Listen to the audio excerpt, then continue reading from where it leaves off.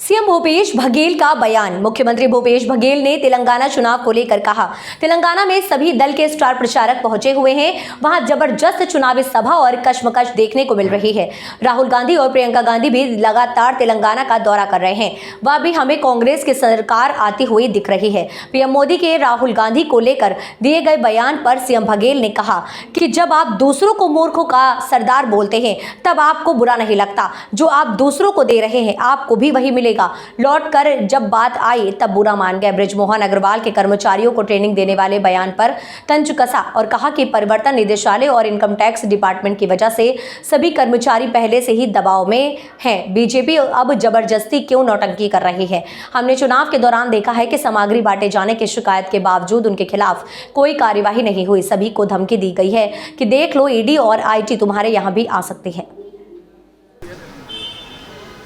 तेलंगाना में सभी सारे दल के स्टार प्रचारक पहुंचे हुए हैं और ज़बरदस्त वहाँ चुनावी सभा और कसमकस। तो इस समय तो निश्चित रूप से वहाँ कांग्रेस की ज़बरदस्त माहौल है।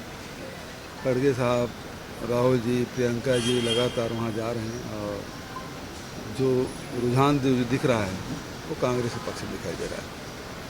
सर, बारिश की आशंका को देखते हुए आपने कलेक्टर्स को सभी को बोला है कि ध्यान का रखरखाव कैसे करें? हाँ, तो ज़रूरी है। यदि बारिश होती है तो कम से कम उसमें तिरपाल वगैरह सब ढकने का कवर केप वगैरह लगाएं। खाद्य मंत्री सामने हैं तो सब देखेंगे, समीक्षा कर ले। ठीक है, और कोई बात? सर प्रधानमंत्री जी भी तेलंगाना में एक सभा को संबोधित करते हुए कह रहे हैं कि कांग्रेस और केसीआर ने दोनों ने बराबर का पाप किया है, तेलंगाना को बर्बाद करें और वहाँ की जनता एक बीमारी को भगा के दूसरी को आगे। बल्कि मुझे तो वहाँ एक पत्रकार पूछ रहे थे कि ये के कविता जो है प्रधान वहाँ के तेलंगाना के मुख्यमंत्री की उसकी पुत्री है, ईडी ने नोटिस देने के बाद जब वो नहीं गई तो ईडी ने कार्रवाई क्यों नहीं की? तो मैं बोला इसे समझा जा सकता है बीजेपी और जो बीआरएस है उसके संबंध कैसे हैं। ये वहाँ भारतीय जनता पार्टी पूरी ताकत लगाई है कि कांग्रेस का वोट विभाजित हो ताकि बीआरएस की सरकार बन सके। ये तेलंगाना की जनता जान चुकी है।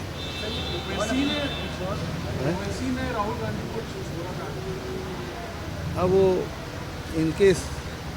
उनके खिलाफ कुछ नहीं कार्रवाई करेंगे, उनके खिलाफ कोई कार्रवाई नहीं होगी। वो मूर्खों के सरताज कहेंगे तब कोई कार्रवाई नहीं होगी।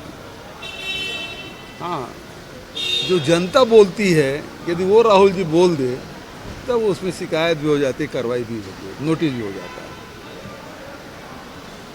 ठीक है, मतगणना में लगे अधिकारी है वो सरकार के दबाव में, इसलिए गड़बड़ी की आशंका है। हम सारे प्रत्याशियों को ट्रेनिंग देंगे, इस तरीके के बयान। अरे ईडी आईटी हमारे सारे अधिकारी कर्मचारी वैसे दबाव में भाई। हाँ, उसके दबाव में अब क्यों ज़बरदस्ती नाटक नौटंकी कर रहे हैं लोग भाई? सारे हम लोग देखा है चुनाव दरमियान की शिकायत भी कर रहे हैं, उसे सामान भी